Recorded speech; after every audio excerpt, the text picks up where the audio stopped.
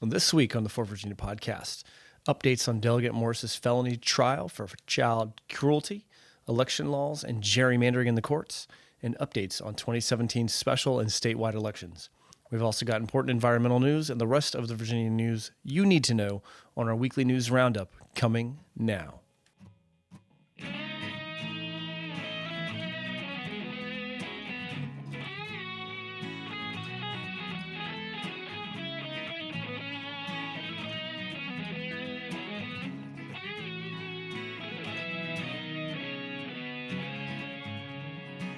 Thanks and welcome to the For Virginia podcast for the week ending December 17th, 2016. Show number 16. I'm your host, Michael Brandon Wade. Thanks for tuning in.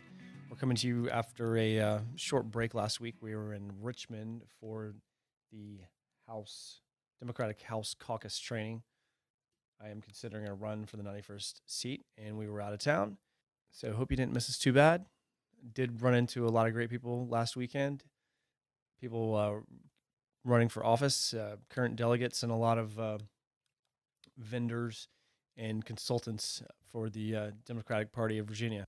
A lot of interesting people, made some good friends, had a lot of great conversations, learned a lot too. We've got 17 people that were considering running. That's a huge number, historically speaking, for the past few years anyways.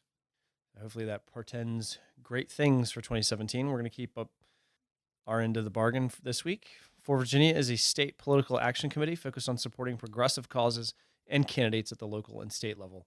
Our weekly podcast is meant to provide you with news and analysis of politics across the state, helping you get the information you need to be an informed citizen, battle right-wing propaganda, and help progressives organize and activate where we are most needed.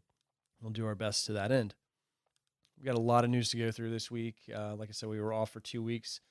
I did try to go back through everything that happened. And a lot of stuff to get to tonight, so we'll get to it right away. As always, we like to start with a few updates of items that we've covered previously. Our first item tonight is about a suit in Culpeper County that we told you about previously. A mosque tried to get a permit.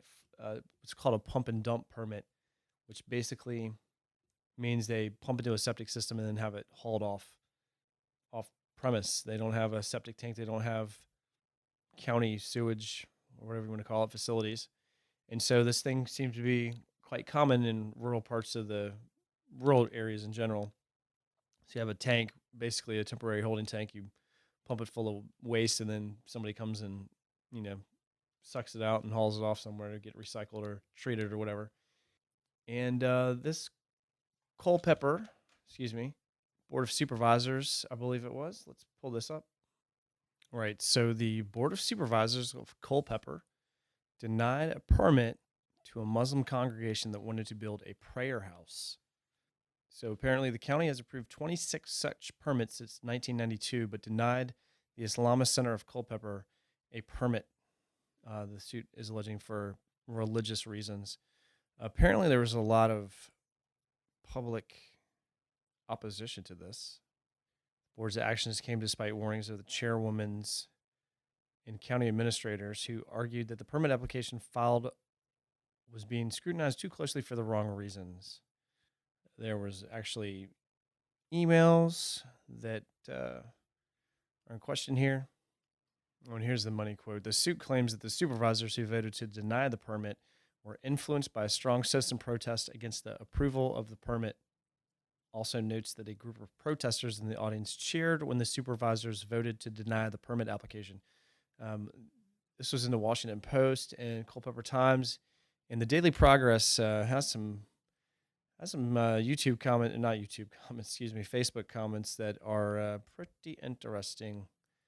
Again, we don't normally advocate reading the comments on any most public articles, but you may want to check that out in the show notes. As always, we do put all of our links to these articles in our show notes, which will be posted on the forvirginia.org page. So check that out. We previously reported that the entire City of Franklin School Board resigned.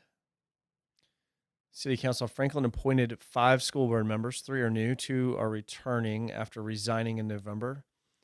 The council asked every board member to step down, citing worries over money. Among the concerns was that 2 years ago, the council agreed to give $343,000 in additional funds to the school division to pay for its end-of-year obligations. Later, it found out the division did not need that money. Franklin has about 1,300 students altogether, so a lot of drama over there, I'm sure. Now, we've talked a lot about Petersburg on here, their ongoing saga via bankruptcy. The city was previously listed as over $1.5 million in deficit. Actually handed over operations of the city to a outside firm. I believe it was Bobby Jindals, one of his buddies, came in. So news today, or news this week, from actually about 3 days ago, that a Pennsylvania-based company has offered to buy and operate and upgrade the city's aging water and sewer system. Aqua Virginia Inc., a subsidiary of Pennsylvania-based Aqua America, sent an unsolicited proposal to acting city manager Tom Tyrell on December 7th to buy and take over the operation of Petersburg water and sewer utility assets. Now, this was an unsolicited bid.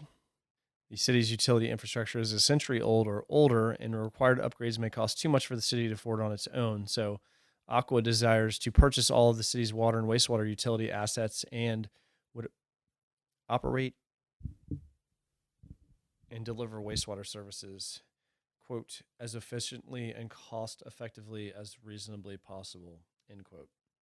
So Petersburg probably doesn't have much choice at this point, but they are advertising competing bids with a deadline of January 17th. All of this could be finalized by July 15th of next year if everything goes well. Well, we'll see how the 81,000 residents, Aqua Virginia serves more than 81,000 residents. Just a note, Aqua Virginia received approval from the State Corporation Commission for a rate hike. It had very public hearings.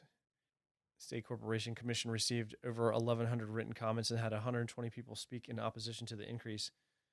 According to the SEC, quote, many customers in opposing the requested rate increase complained about the current cost of water and sewer and stated that their bills had increased significantly over the past several years, resulting in economic hardship and declining home values. Many customers also described problems with water quality or Aqua Virginia's customer service, the agency noted. So is this what we have to look forward to if city and state are unable to meet budget obligations or raise tax revenue, starve the public sector, hand it all over to private corporations?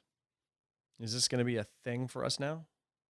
Hopefully not, but we'll have to see how things go in Petersburg and other cities like Fairfax and across the state as unless the economy turns around. So past month or so has seen a lot of controversy about Charlottesville City Councilor Wes Bellamy. He was appointed to the Virginia Board of Education, and then it came to light that he made some, we'll just say, politically inappropriate tweets many years ago. And these were dug out or uncovered by a blogger and thrown into the light of day, and it just blew up. The governor weighed in, said he was disappointed. People were calling for his resignation, not only from the Virginia Board of Education, but from all of his public offices. He's actually been forced on administrative leave for his teaching position at Albemarle High School. And it's pretty damaging to him, but it's being complicated with some troubling affiliations of the blogger who revealed the offensive tweets. So the blogger, Jason Kessler, apparently put this information out in retaliation for Bellamy's efforts to remove statues of Robert E. Lee.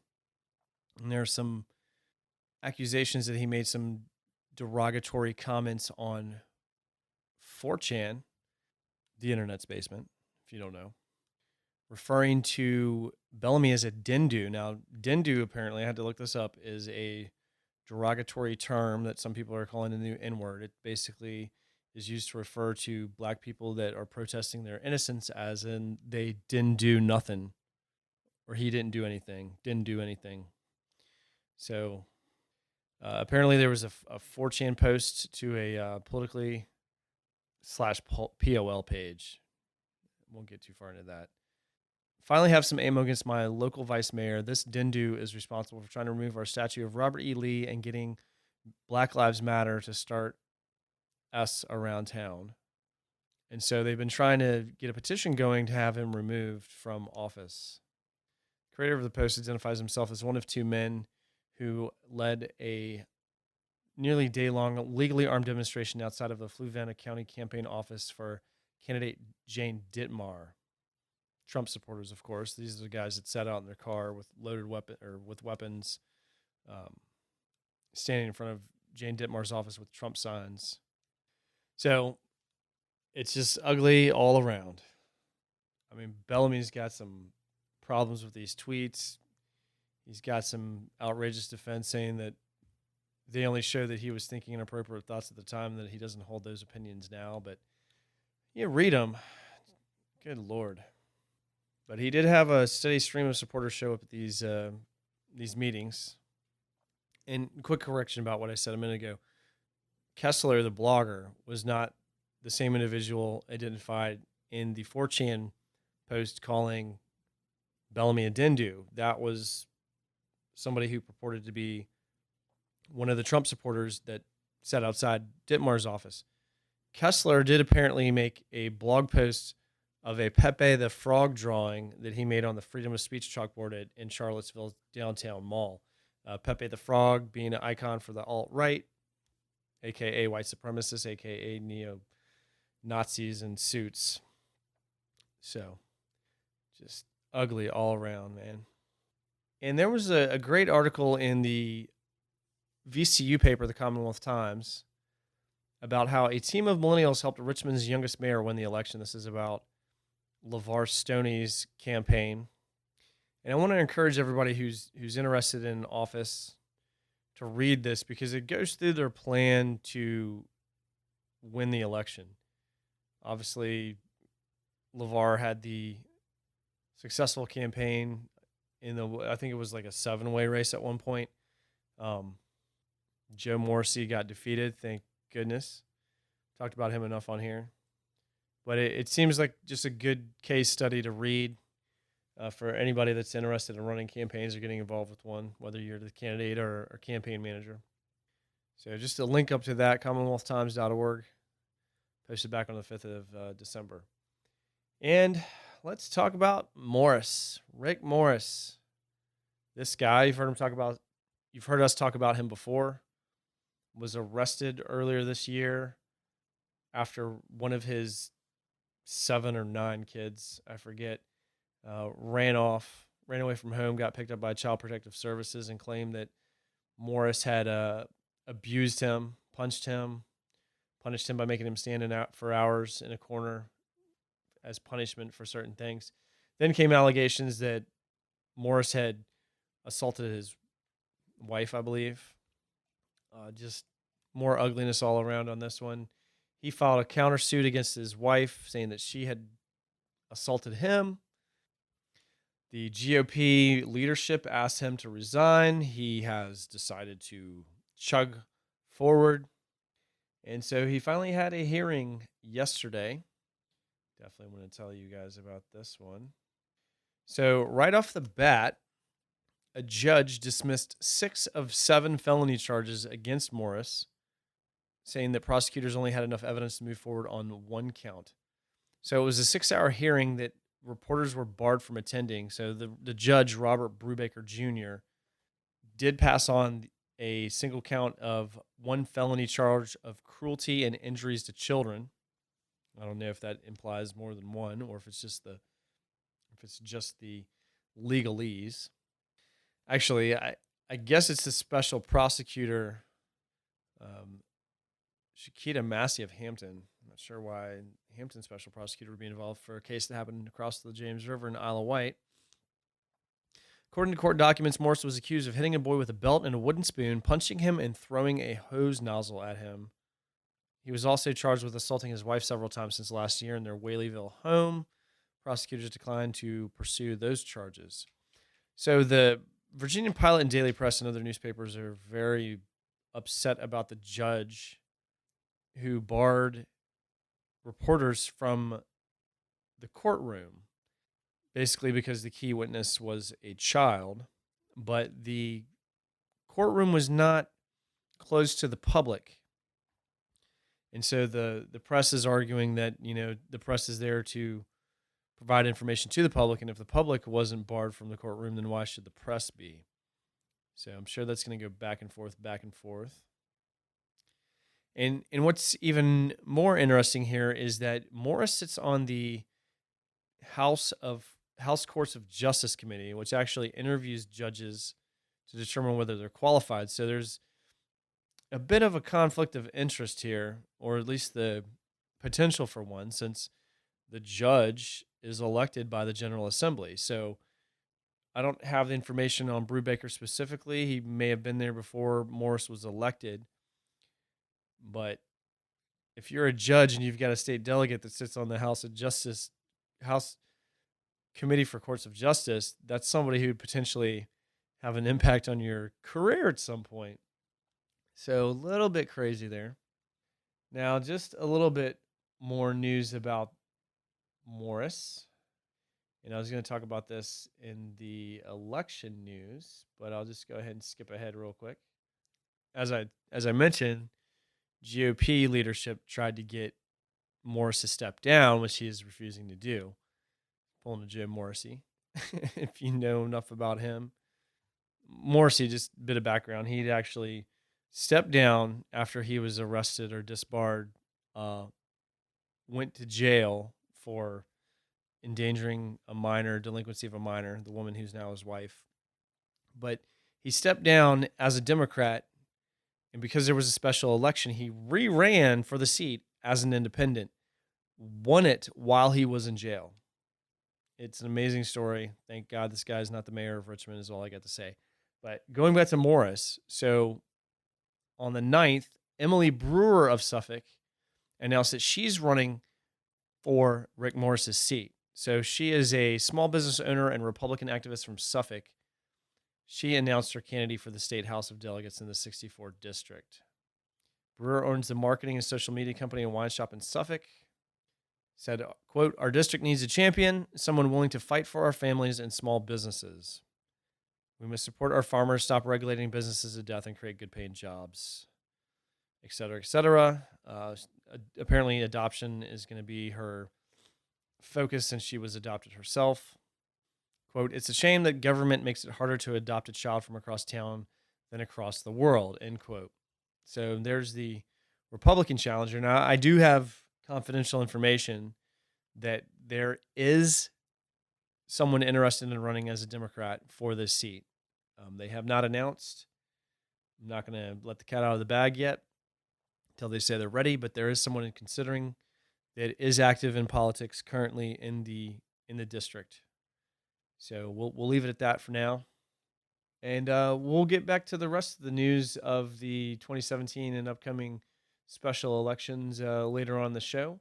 I think we're going to take a quick break right there, and we'll be right back with some environmental updates. Stay tuned. This is the For Virginia Podcast. Virginia Podcast.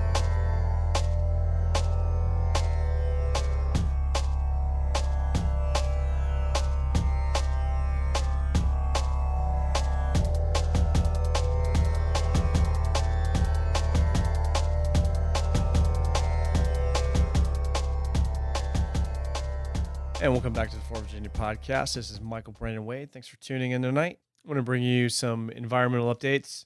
First up, big story. DuPont agrees to a $50 million deal to clean up mercury pollution from Virginia plant that released mercury into the Shenandoah Valley in the 1930s and 40s. So the heavy metal emitted from the Waynesboro, Virginia facility contaminated 100 miles of river and floodplains.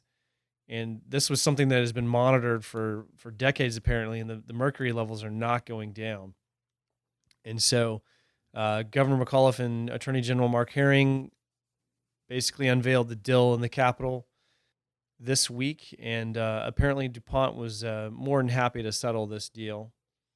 This was a plant that produced rayon, released mercury into the South River and South Fork Shenandoah River. Monitoring conducted over the past 20 years shows that the mercury levels have not decreased.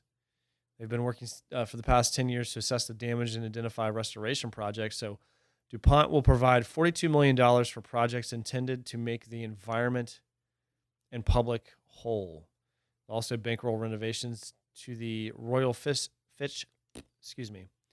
Front Royal Fish Hatchery. Say that 5 times fast, which could cost $10 million.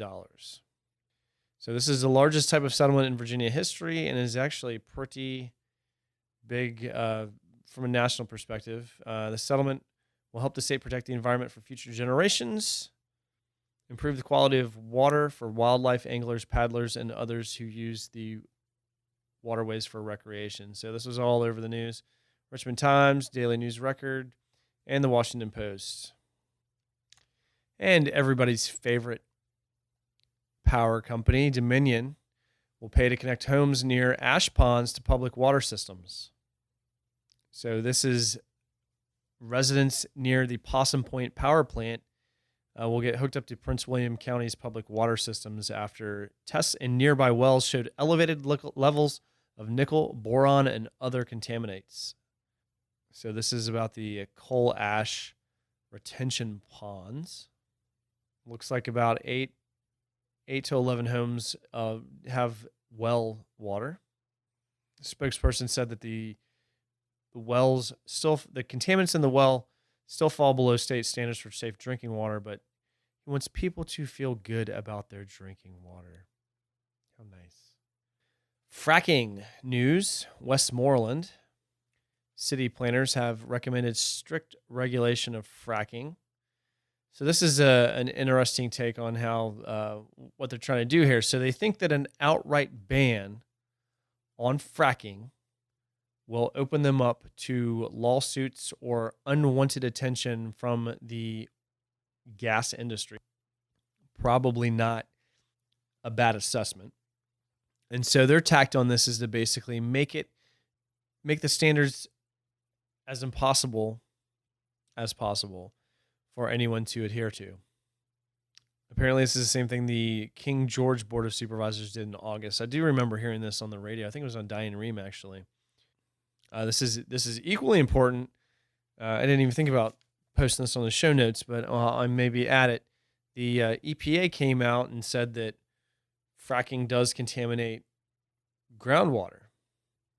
Obviously, the EPA trying to do everything they can do before they are basically shut down by Trump's appointment for the EPA.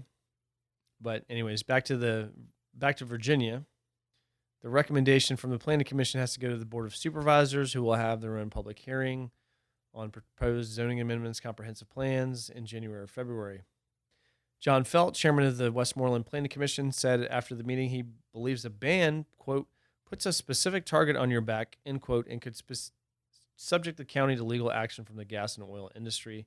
That's why he and other commissioners favor putting restrictions in place so as to render it more challenging to do fracking here. That's from the Richmond Times Dispatch.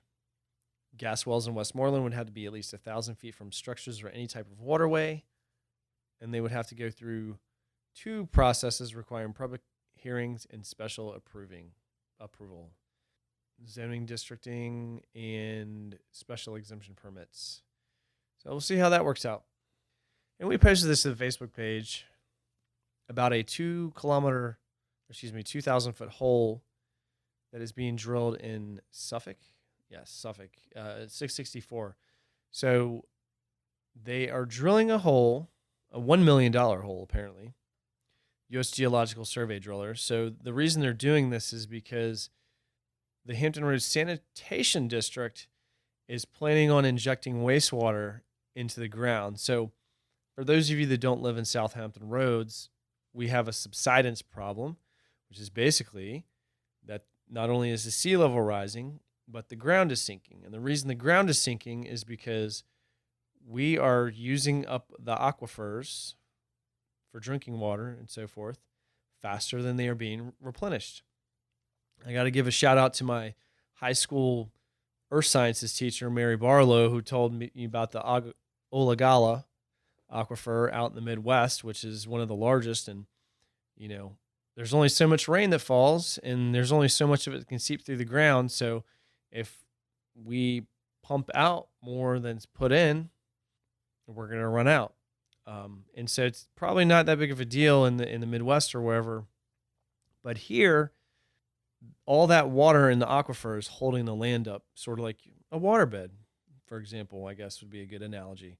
And so we're pumping out all of this aquifer, and the land is sinking. So not only is the sea rising, but the land is sinking. So Norfolk, in particular, is getting hit very hard by this. And so what HRSD, Hampton Roads Sanitation District, is planning is to pump treated wastewater back into the aquifers in the hopes that it will slow down or even reverse subsidence. So the project, which is known as Sustainable Water Initiative for Tomorrow, aka SWIFT, they're going to start with a test drill at their Nazaman plant in early 2018, 1 million gallons a day into the ground.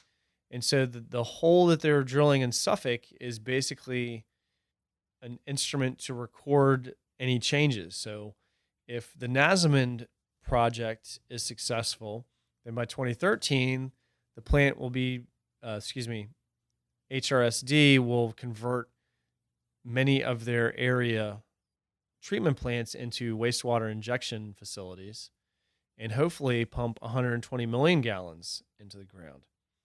So one way to combat climate change, I suppose, I can't find the number here of the millions of dollars that will be put into it, but this well is $1 million.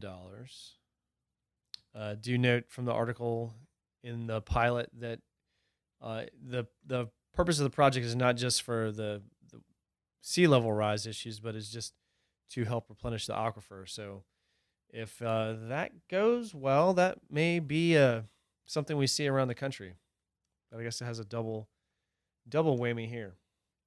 And just a couple notes about the water as well. Coastal waterways, climate change news. The Virginia Institute of Marine Science and the State Department of Environmental Quality are receiving over $1 million in federal grants to assess coastal wetlands and the ability to protect Virginians against the impact of rising sea level and climate change. These are coming from the EPA. VIMS will receive $356,000 to help assess which wetlands in the state are most vulnerable to climate change and how best to maximize their services to the ecosystem.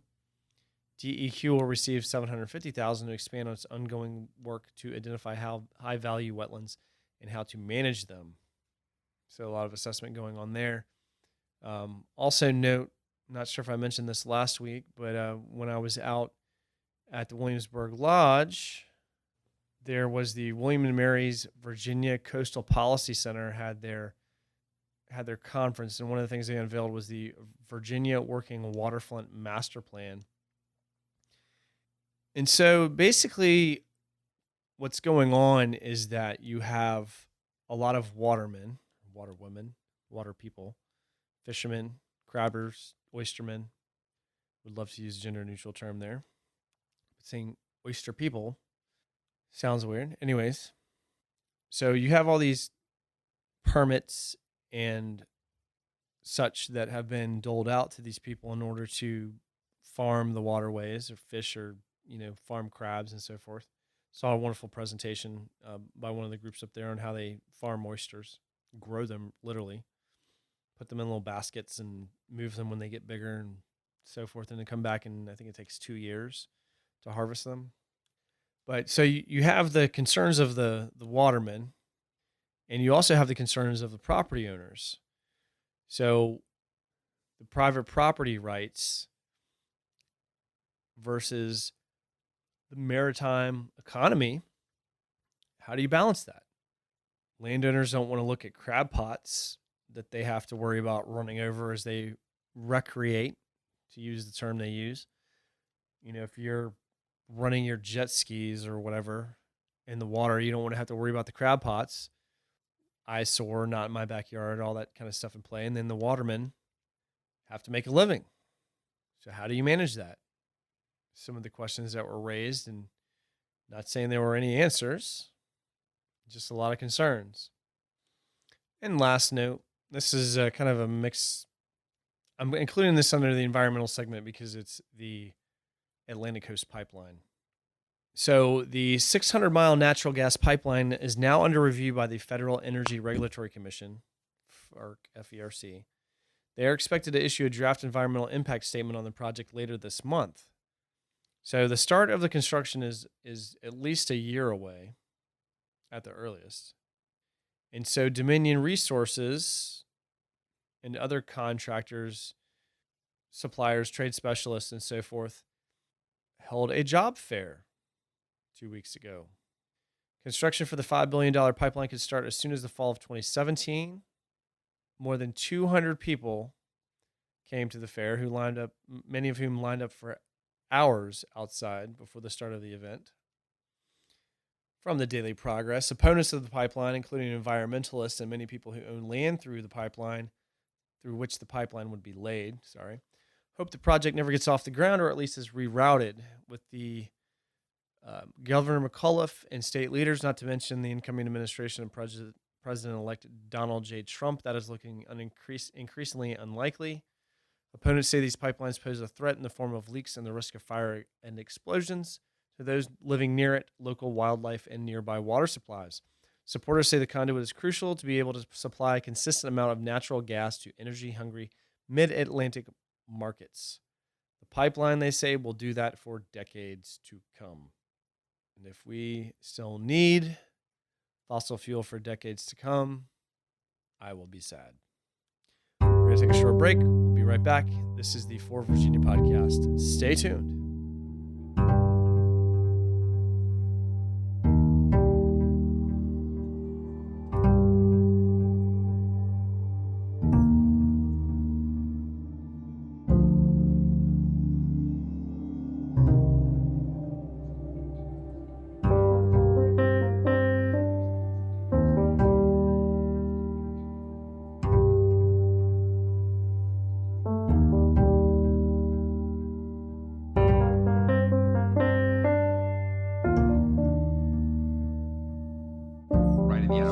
Thank you, but I am interested in those. You had 4 chickens. You took the governor's prerogative to let your chickens run around the governor's mansion. How are the chickens doing? I hate to say this, one chicken died. Oh, which one? Did it have a name? It did. It was about a month before the election. Hillary died. Well, you knew that because that's why he asked the question. But we've got Hillary Jr. now, has replaced, and she is bright and fluffy and making a lot of noise and healthy as an ox. Ladies and gentlemen, Governor Terry McAuliffe. Thank you, buddy. That was Governor Terry McAuliffe talking about the death of his pet chicken, Hillary. McAuliffe was speaking to the Atlantic at an event earlier this month. And I got to say that you can just tell McAuliffe has had enough of the BS. He just doesn't care. I guess he's sad. He's not going to be governor for but another year, and obviously won't have any part in a Hillary Clinton president administration. So, anywho, we'll speak a little bit more about the 2017 governor's race here in a minute. We'll talk about some recent court cases that will affect voting first. Probably the biggest news this past month has been the Fourth Circuit Court of Appeals upholding Virginia's voter ID law, quote, does not impose an unconstitutional burden on the right to vote. A 3-judge panel found that, quote, if Virginia had required voters to present identifications without accommodating citizens who lacked them, the rule might arguably deprives some voters of an equal opportunity to vote. Instead, the legislature went out of its way to make the law as burden-free as possible. It allowed a broad scope of IDs, provided free IDs to those without them, and had numerous locations around the state where free IDs could be obtained. That's great, I guess, compared to other states. I can't remember if it was Alabama or Texas or wherever they, made the requirement dependent on having a license and then closed all the DMVs in African-American communities. So without getting too snarky, Virginia is a rather purple state, so it could be likely that we had a lot of people who, lawmakers or city government officials, state government officials rather, that went out of their way to prevent such a thing from happening. So this is not the same type of law that we're seeing in, say, North Carolina, for example. So it's not the end of the world that the court upheld this. Now, if we lose the statewide races in 2017, it's possible that additional changes to some of that could be made. So keep an eye on it.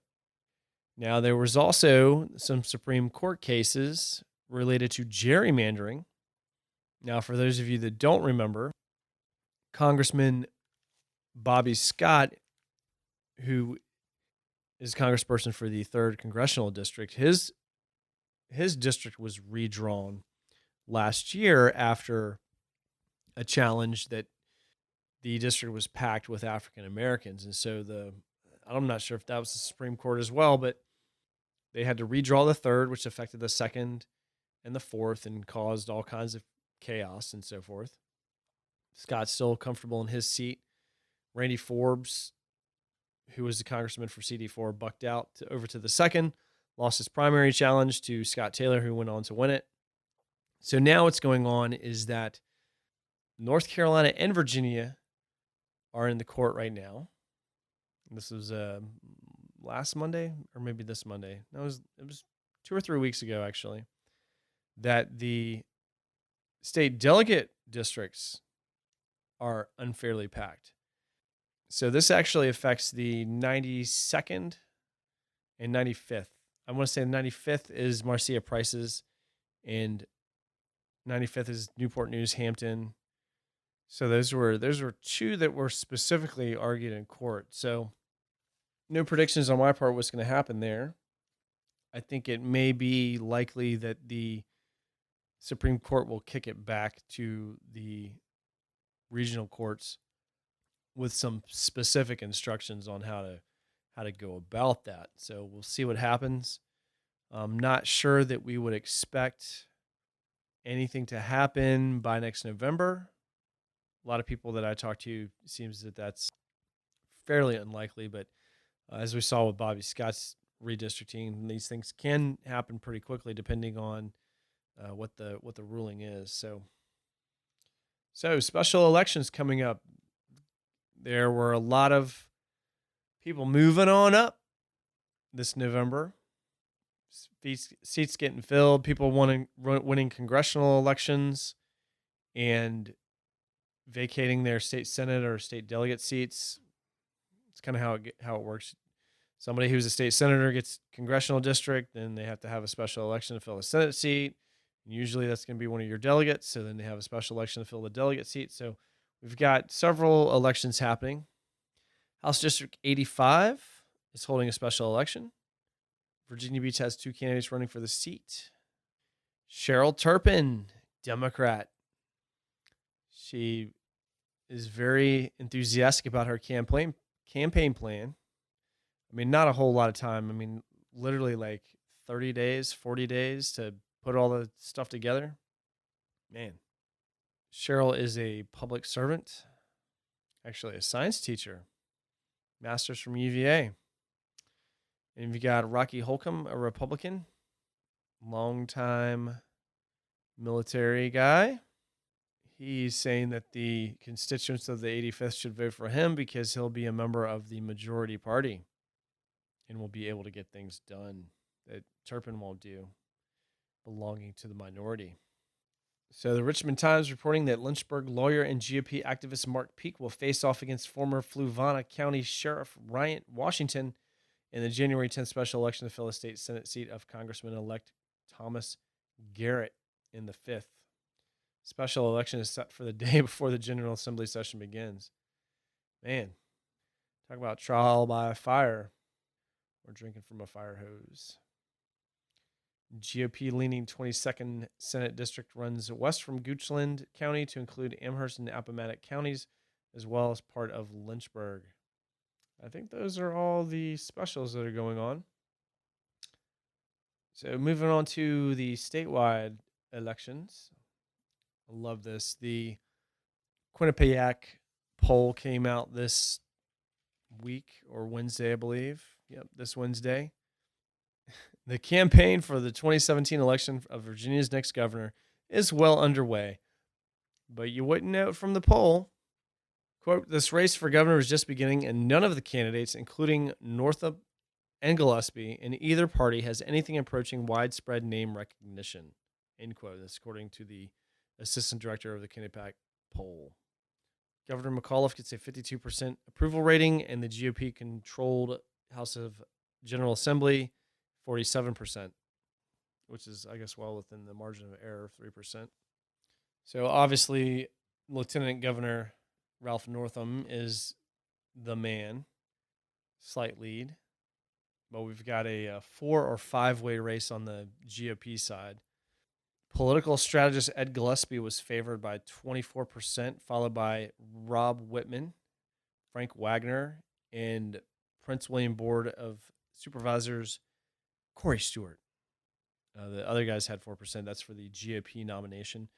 All of those guys were at the chamber event a couple weeks ago. I actually had to miss it since I didn't pay for lunch.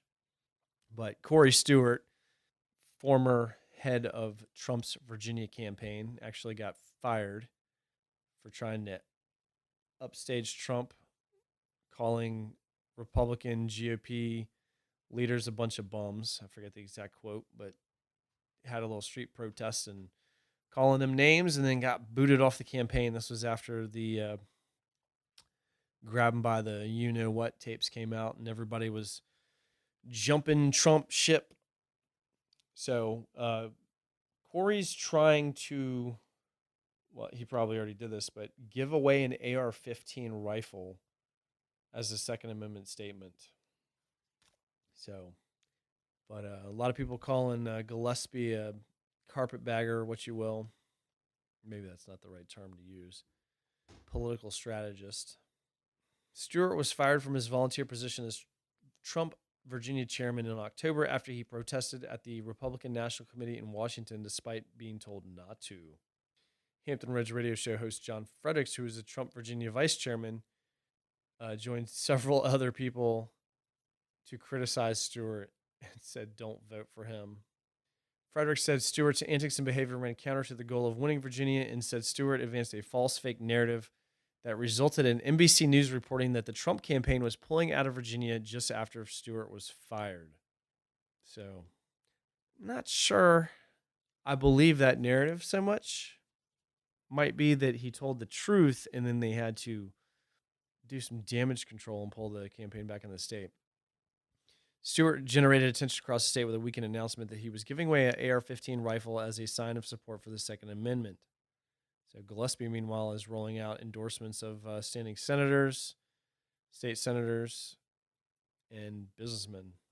So we'll see if the trying to out-Trump Trump is going to work in the governor's race. I mean, obviously Clinton won by 5% here in Virginia, so I don't think it will have much success outside of the Republican base. But I'm not going to make predictions. Obviously, a lot of people who made predictions last year or this election cycle were wrong. So I'm not gonna make any bets on that. Final note about the lieutenant governor's race. We've got former Roanoke Mayor David Bowers and local businessman and former Democratic candidate for the 19th Senate District, Mike Hamlar, are mulling running for lieutenant governor. Neither has formed an exploratory committee or begun campaign fundraising. Neither has specified a time frame on which they will make their decision whether or not to run. Bauer's mayoral term ended in June, and Hamler was defeated in the Senate race by Republican David Sudoline. So wait, Hamler was defeated for the state Senate. Probably not the way to go. Oh, here's a note, though. The former mayor, who gained national and international attention for comparing the threat of Syrian refugees to the internment of Japanese Americans during World War II, contemplated seeking the 9th District congressional seat held by Morgan Griffith. Decided against running because of family and financial concerns. Well, I'm not going to fault anyone for not running because of family concerns. I can speak to how stressful that is. Won't get into that.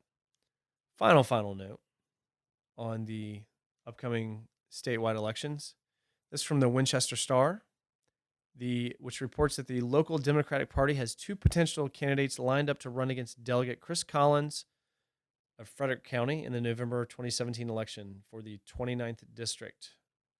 They don't want to announce yet, adding that both potential candidates are still being vetted and are going over the filing requirements.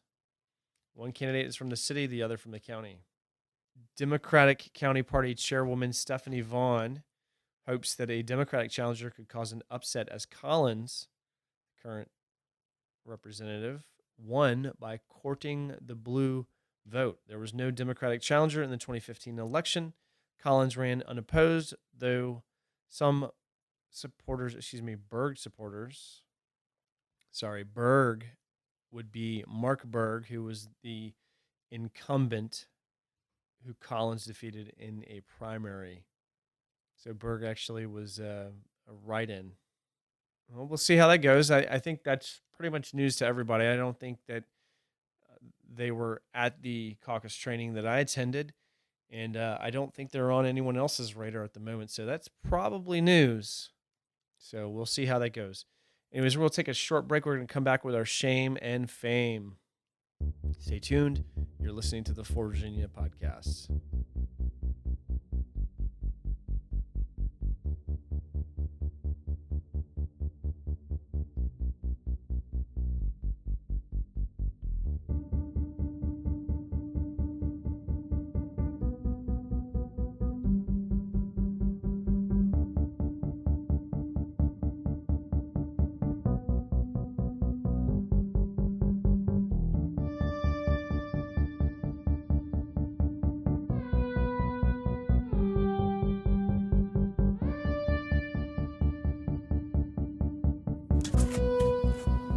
Shame. Shame. Shame. Shame. Shame. Shame. Shame. Shame. Shame. Shame. Game of Thrones fans will recognize that clip from Cersei's Walk of Shame. I'm at a bit of a predicament tonight. Usually I try to keep the show lighthearted and fun. Whether I am successful at that, an entirely different matter, but I'll be the first to admit that. You know, usually we like to shame public officials who are acting badly or drawing attention to questionable activities of political actors.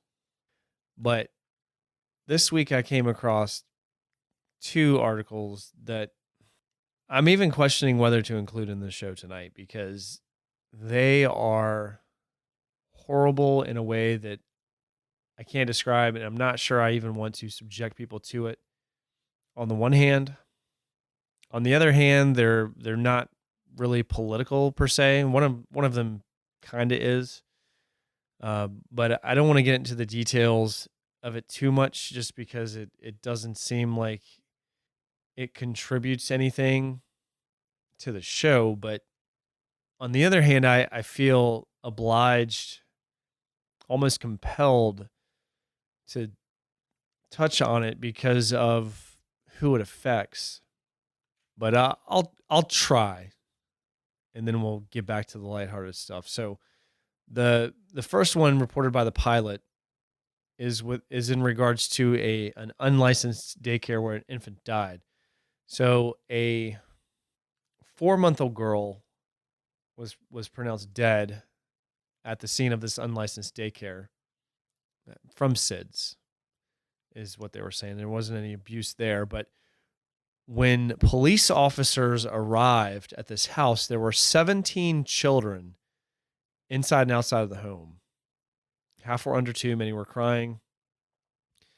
Quote, there were kids in the pool, kids upstairs, kids downstairs. Detective John Allen testified Thursday. Almost all of them were crying. We needed officers to change diaper and to help feed. It was a chaotic situation. So the woman, Marlene Gail Rice, has been charged with 1 count of abuse and neglect. One child was Rice's daughter. The other children she was being cared to pay for. She was charged with felony child abuse and neglect 2 weeks after the fact. She was in court Thursday for preliminary hearing, and it goes to grand jury. Officer Lisa Wright, who was the first to arrive, testified that when she walked in, the baby was lying on the floor of the living area. She went upstairs to see where the baby had been sleeping. She saw 8 children under 2 in the room. 5 were in playpens and 3 in infant or car seats. Rice told the officer there were 9 children in the house, but both officers testified that there were 17. Rice said that she'd been caring for children in her home for more than 20 years, charging $30 a day per child. I did the math. That's over $500 a day.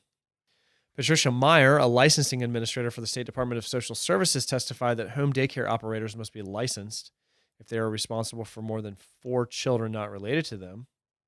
Meyer also testified that the department investigated Rice in 2005 after getting a complaint that she was running an unlicensed daycare. Quote, she said she never had more than 5 children in the house at one time and that she was aware of the law, end quote. Defense attorney says there's no evidence my client did anything other than to put a child to bed. But prosecutors argued that the law does not require her to prove that she intended any harm. Simply running an unlicensed daycare where a child is hurt or dies while knowing that a license is required is sufficient under the law.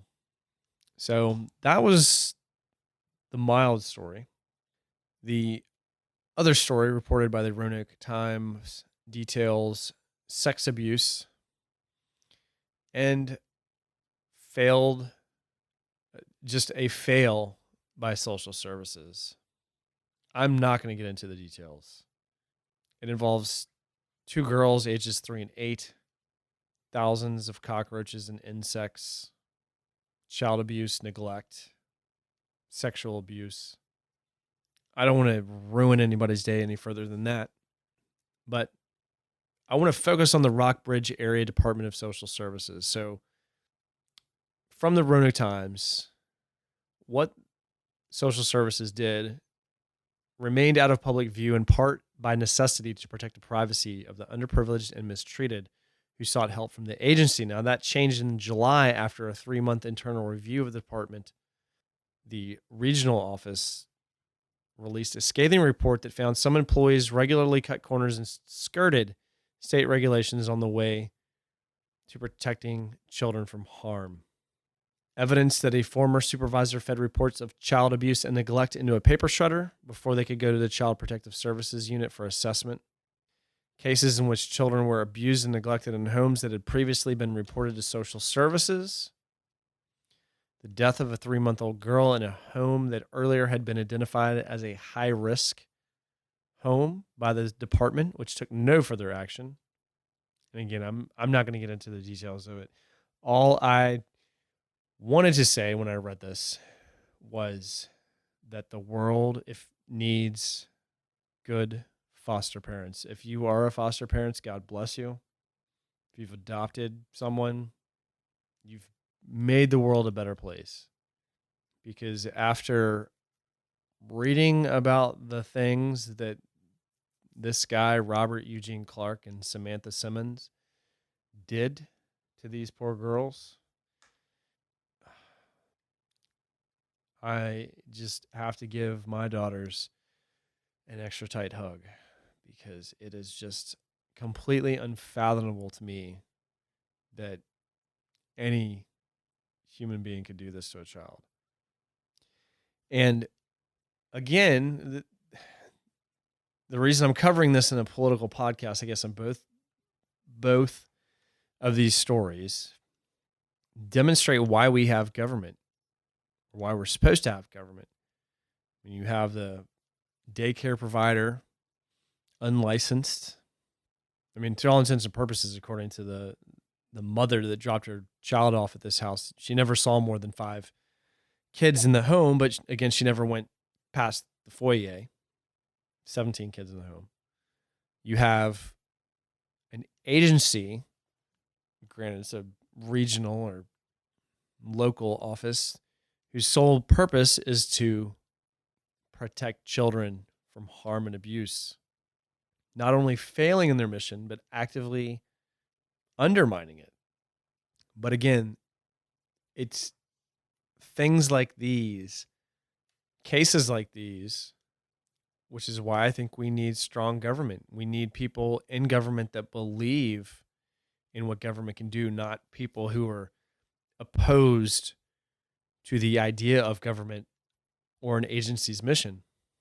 I'm stretching a bit talking about President-elect Trump and his cabinet offices, obviously, but I just hope that we don't see more of this as budget crises go on. I mean, obviously, when departments are undermanned or understaffed and don't have the resources necessary to perform their jobs, this is the kind of things that's going to happen, whether it's Department of Social Services or Child Protective Services or the EPA or the Labor Board. Government, when it works, is supposed to protect people. And this is a horrible, horrible case of failure. Anyways, I've had enough Debbie Downer tonight, so I'm going to just try and draw a break right here. We're going to start shame over with our regular little clip, and we're going to go into some more lighthearted stuff. So that's enough of the Debbie Downer stuff. Hopefully you're not depressed now. Try to save the rest of the show. Appreciate you listening. Let's take 2. Here we go.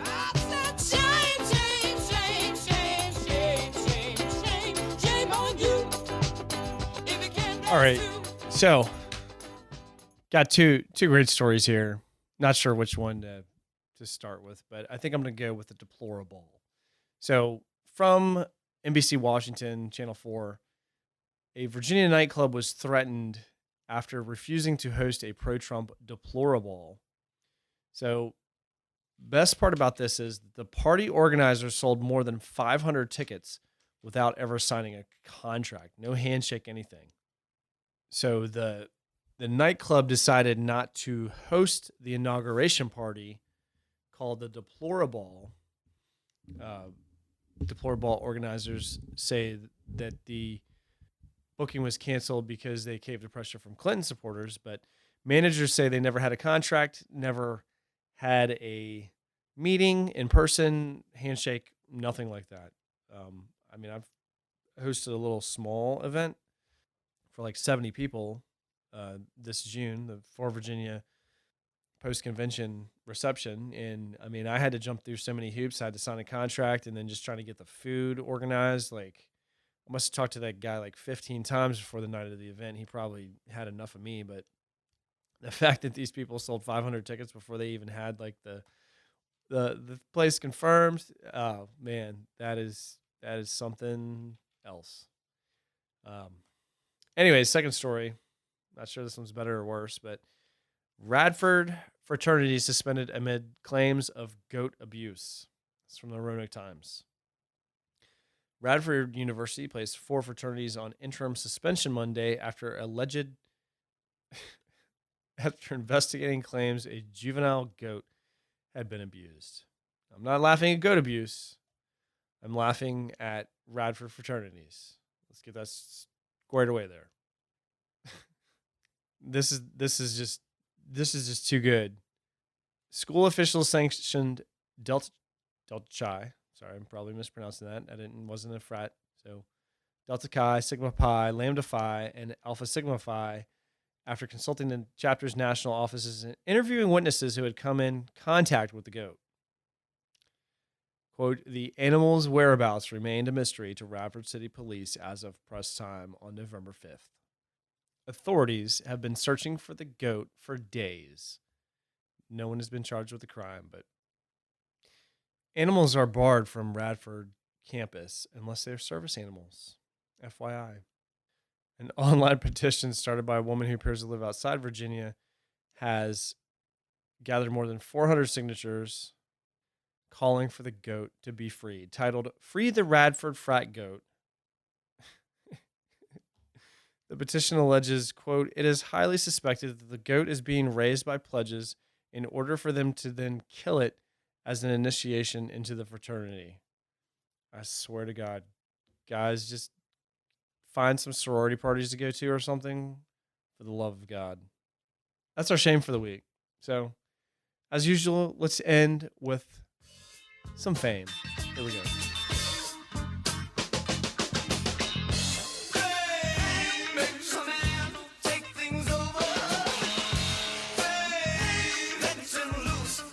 So, our warm and fuzzy for this week is via the Washington Post. Headline, in the Bible Belt, Roanoke has become a hub of sorts for same-sex marriage. Nearly 1 in 9 marriage licenses distributed in Roanoke in the first 9 months of this year went to a same-sex couple, the highest of any large city in the Commonwealth, according to the Virginia Office of Records. Gay rights activists say the numbers reflect the gay community's deep roots in Roanoke, which was kept hidden for decades, but have become more visible as the nation's attitude towards being gay changed. But they also reflect the growing reality in a nation where same-sex marriage is legal across the land. In rural and urban areas, small towns and big cities, gay couples everywhere are embracing marriage as an institution for them. Across Virginia, 3,600 same-sex couples have received marriage licenses since October 2014, when a decision by the U.S. Supreme Court let same-sex marriage go forward. Now, I don't see it mentioned, but that case was actually brought up by a Virginia couple. And there's a lot of stuff in here. One Love Roanoke Wedding Expo. The event was created as an act of defiance by a local caterer who is not gay but wanted to make a strong statement after hearing a wedding hall owner say he would never allow gay couples to marry in his venue. I would also like to point out Virginia still has a ban on same-sex marriage on the books. Now, I don't think it's been challenged since the Supreme Court case, but it has not been repealed. Maybe we'll see someone attempt to do that this session. I'm not sure. But seeing as how being gay has become a non-issue for most people in the Commonwealth, at least most young people, I just thought that this was a great way to wrap up the show after all the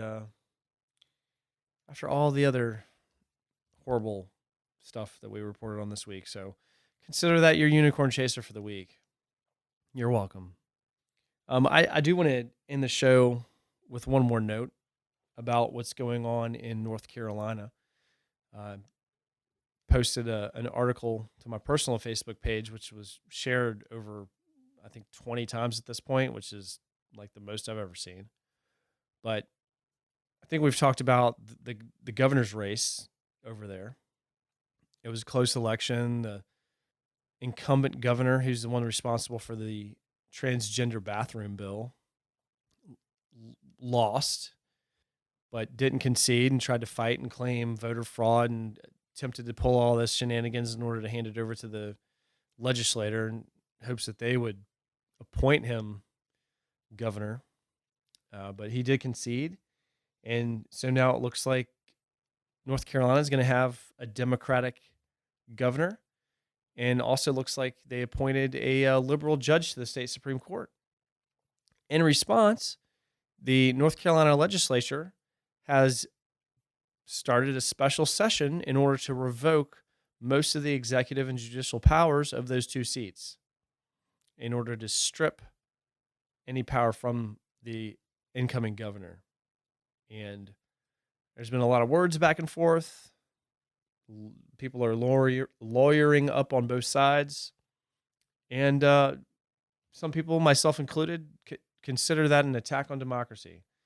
Now, whether you want to call that hypocritical based on the faithless elector push that's going on right now to prevent Donald Trump from being president, there's a bit of a point there. I think the difference is subtle.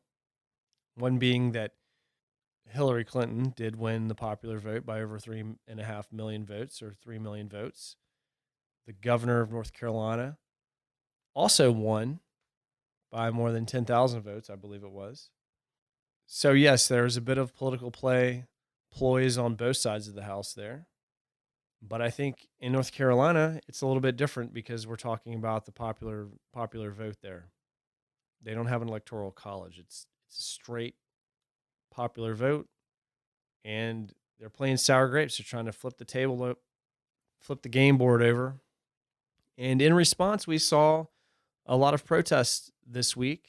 I think Friday, there were over 100 people in the North Carolina General Assembly building chanting and protesting. I think we'll actually leave you with that tonight, a little bit of that. So kudos again to all the people that have hit the street out there or hit the North Carolina General Assembly building to protest and show people what democracy looks like. And we'll leave it there for tonight. We appreciate everyone that's tuned in. Thank you for your support and all your shares. So please check out our website, share us on social media, and your financial support is always appreciated. We forgot to mention it earlier, but we'll put the link to the Act Blue page up. Appreciate your contributions. They will go towards supporting some of the great newspaper and journalism that we depend on each week in order to bring you this news. This is the For Virginia Podcast, episode 16. Please submit your feedback on our website, on Facebook, or by emailing info@forvirginia.org. We'll continue working hard to bring you the news, information, and analysis to help keep the progressive revolution moving forward in Virginia through 2017. My name is Michael Brandon Wade. Thank you, and we'll see you next week.